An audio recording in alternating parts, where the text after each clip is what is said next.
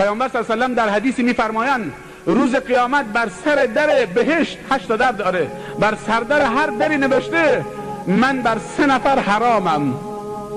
خدا اون روز نیاره که من و تو بریم در بهشت، تک تک در بهشت رو بزنیم، همه جلو ما میرن، بلا فاصله تو سینمان بزنن من بر تو حرامم، تو هم بر من حرامی، جای تو جهنمه، داخل من بر تو حرامه. اون 3 نفر کیان؟ یک دائم الخمر، کسی که 24 ساعت داره خمر می نوشه، این بهشت برش حرامه. 2 کسی که به پدر و مادرش بی احترامی میکنه که مرا آدم میلحظه. حالا شاید شما دائم الخمر بیستی الحمدلله یا خیلی ها نیستن، خدا را شکر، یک بارم لب به شراب نزدید، دهنتون مبارکه، همش اسم خدا و یاد خدا و ذکر خدا، آلوده نشده. ولی دومی خیلی خطرناکه و همه ما لغزیدیم، کسی که به پدر و مادرش بی احترامی کرده. یکی از دوستان معلم من بوده، 20 سال پیش معلم من بوده عزیزان من، دوره راهنمایی. این تعریف میگفت آقای صالحی بهش میگه شب صدای در آمد، در خونه ساعت 11 شبه. گفتم این وقت شب کیه؟ حالا که رفتم یک پیرمرد سرسفیدی دم در ایستاده، همجور داره گریه میکنه، تا منو دید انداخت تو آغوشم. گفتم پدرم چی شده، چرا گریه میکنی؟ گفت که پسرم تهدیدم کرده اگر ساعت 11-12 شب آمدم تو خونه دیدمت، وای بر حوالت کتک مفصلی بهت میزنم. به پدرش گفته اگر تو خونه دیدمت کتک مفصلی از دست من میخورید. حالا سر ساعت 11 میترسم برم خونه پسرم چه شلاق آماده کرده که کتکم بزنه. مادری میرفتم پیشش، مسن 70-80 سالشه، رفتم پلوش گریه کرد. گفتم چی کار داری مادرم، سفارش کردی؟ گفت که پسرم به من میگه کی سقط میشی، میمیری، خفه میشی، ای پیرزن تا از دست راحت بشم. مادری بوده که زن پسرش به پسرش گفته یا من تو این خونه یا مادرت.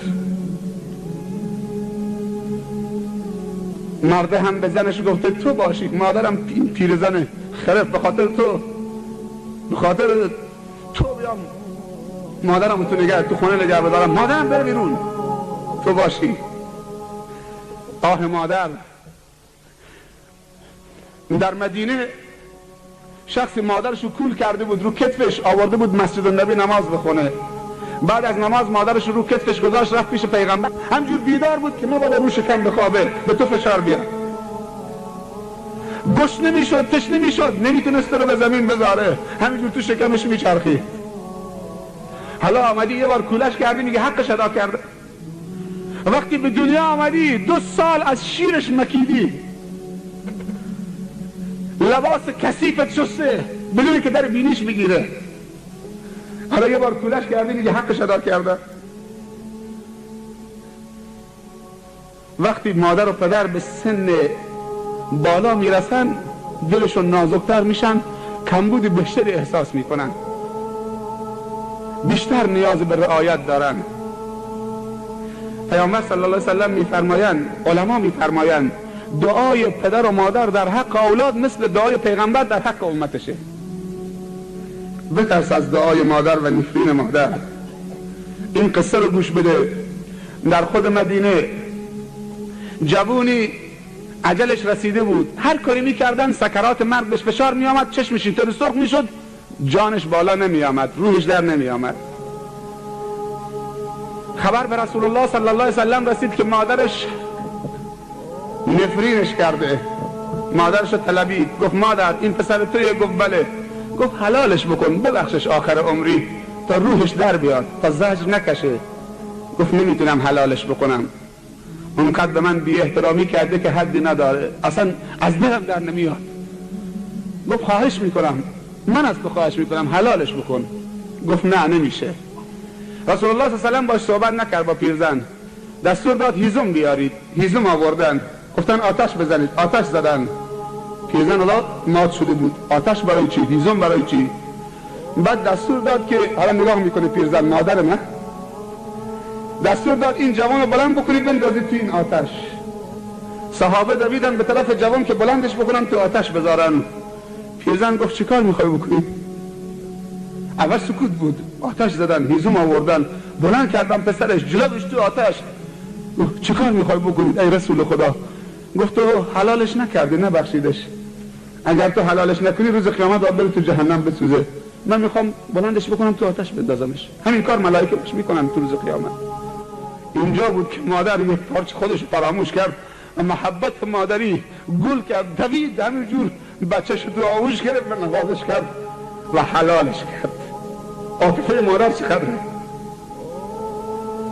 گذشت مادر چقدره، محبت مادر چقدره، شفقت مادر چقدره.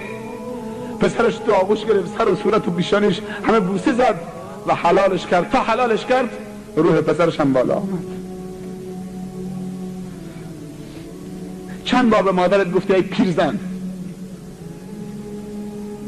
دختره حالا دیپلم گرفته، دانشگاه داره میره، پاش رو پا انداخته، مثل یک نوکر کنیز به مادرش میگه خوراک درست کن، خوراک بیار، لباسم اتو بکن، لباسم بشور، من دانشگاه دارم میرم. یکی از علامات قیامت ان تلد الامة ربتها، این که بیبی کنیز بیاد بیبیشو به دنیا بیاره. سوال کردن تعجب کنیز چطوری بیبی به دنیا میاره؟ گفت در آخر زمان دختری که باید اطاعت و احترام مادرش بکنه برعکس میشه، مادر باید اطاعت دخترش بکنه. حالا شده داره میبینی پسرها همینطورن. یه جوونی آمد در مدینه شکایت باباش بکنه، گفت بابام پولم برداشته، پولم بهم نمیده، حقم خورده. رسول الله عصبانی شد گفت انت و مالک لبیک، اذهب، دیگه از این حرفا نزن، تو و مالت مال باباته. وقتی به دنیا آمدی ساعت هم سر مچت نبود، یه لباس هم پاد نبود، نداشتی، حالا اومدی شکایت بابا کردی که مالم خورده. تو چه کاره هستی اصلا؟ روی سردر بهشت نوشته من بر 3 نفر حرامم: 1 دائم الخمر، 2 کسی که به پدر و مادرش بی احترامی بکنه، 3 دیوس. اون دوتا فهمیدن، صحابه سوال کردن دائم الخمر میشناسیم، حقوق والدین هم میشناسیم، میدونیم چیه، دیوس چه کسیه؟ گفت دیوس کسی که نسبت به ناموسش بی تفاوته. یه روزی در آخر زمان دیاست و دیوسی و بیغیرتی به مردان امت من سرایت میکنه. اینها بدونن که بوی بهشت نمیشنون و رو سردر بهشت نوشته دیوس بر من حرام، یارد من نمیشه. کسی که راضی بشه زنش آرایش بکنه، 7 قلم سرخ و سفید، رات کلون، لباس نازک، کفشش، پاشنه کفشش 1 متر، کروب کروب تو این خیابون، بوی آت کلونش از کجا داره میاد؟ آقا هم عین خیالش نیست. جرأت هم نمیکنه، زنش از جلو چشمش رد میشه، جرأت نمیکنه بگه زن کجا میری. دوستی یه وقت به من گفت که یه زنی همطور خیلی شارلاتان بوده، به شوهرش میگه پول بده. شوهرش قدش خیلی کوتاه بوده، ضعیف بوده، زنش خیلی به زنش به شوهرش میگه پول بده، میگه پول نیست. کجا میخوای بری؟ پول نیست. این پول نمیده نه؟ بلندش میکنه میذاره تو تاقشه، یا پول بده یا پایین نمیاره. آخرم با یه برادر افغانی فرار کرد، هنوزم پیدا نشده.